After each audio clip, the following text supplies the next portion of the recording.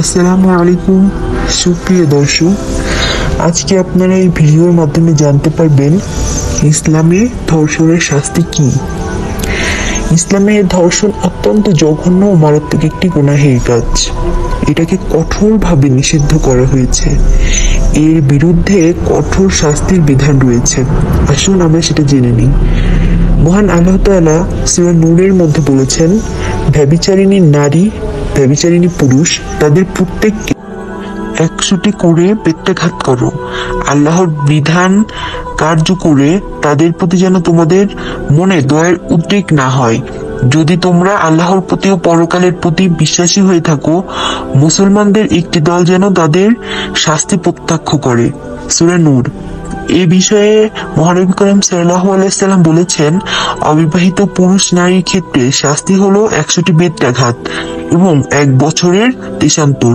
বিবাহিত পুরুষ নারীর ক্ষেত্রে 100টি বেত্রাঘাত ও রজম। আর এই রজম শব্দের অর্থ হলো পাথর মেরে মৃত্যুদণ্ড। সহিহ মুসলিম। নারী এবং পুরুষ স্বেচ্ছায় ব্যভিচারে লিপ্ত হলে উভয়কেই শাস্তি পেতে হবে। তবে ইসলামে ধর্ষণের শিকার ব্যক্তির জন্য কোনো শাস্তির বিধান নেই, বরং শুধু ধর্ষকই শাস্তিযোগ্য অপরাধী হবে। আইন অনুযায়ী ইসলামে ধর্ষণের জন্য মৃত্যুদণ্ডের বিধান রয়েছে, বিশেষ করে যদি ধর্ষক বিবাহিত হয়। আর অবিবাহিত হলে তাকে 100 বেত্রাঘাত এবং 1 বছরের জন্য নির্বাসন দেওয়া হতে পারে। ইসলামী আইন শাস্ত্রে আরো বলা হয়েছে, ধর্ষণের প্রমাণ হিসেবে 4 জন সাক্ষীর উপস্থিতি প্রয়োজন।